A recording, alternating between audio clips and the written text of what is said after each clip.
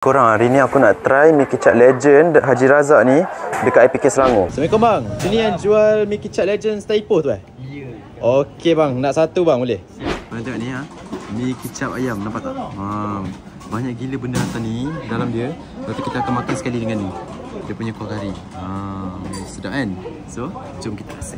So, first kita akan gaul dulu. Korang yang first time baru nak makan tu, cara makan dia, korang ambil dulu mi ni. Lepas tu korang makan, lepas korang makan, korang hidup sekali dengan dia punya kari.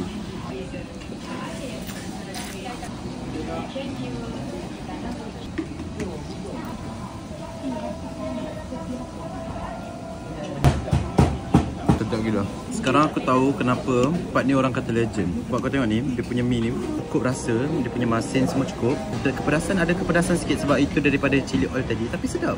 Combination dia makan pula dengan punya kari ni. Berlemak, ada tahu, lepas tu ada tambah fish cake lagi dalam ni kan. Sedap gila. I'm telling you, memang obsessed weh. Aku obsessed gila dengan. Kat sini juga, yang famous diorang ada mi kolok juga. Yang ni RM10 je. Dapat banyak macam ni. Bayangkan. Memang puas lah makan.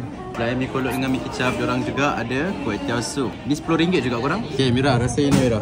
Okay, aku try Ni kuih tiaw sup kan. Yep. Kuih tiaw sup dia ni, ada ayam sekali RM10 kan. Kan man? RM10 je korang. Bagi aku baloi lah. Korang boleh tengok dia punya kuih tiaw pun tak banyak.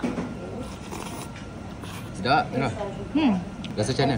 Bagi aku sup dia tak kosong. Rasa masin dia tu cukup. Dia ada juga sayur, tahu goreng dia.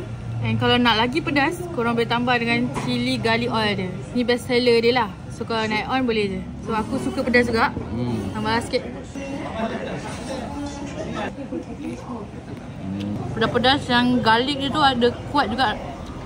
Ada rasa garlic tu. Selalu kan chili oil, dia kosong tu kan. Dan ada garlic. So ada bau garlic tu pun sedap agak. So kalau korang nak dapatkan mi kolok, mi kicap, kuih tiaw sup, datang kat sini. Dekat IPK Selangor. Apa pun, jom kita.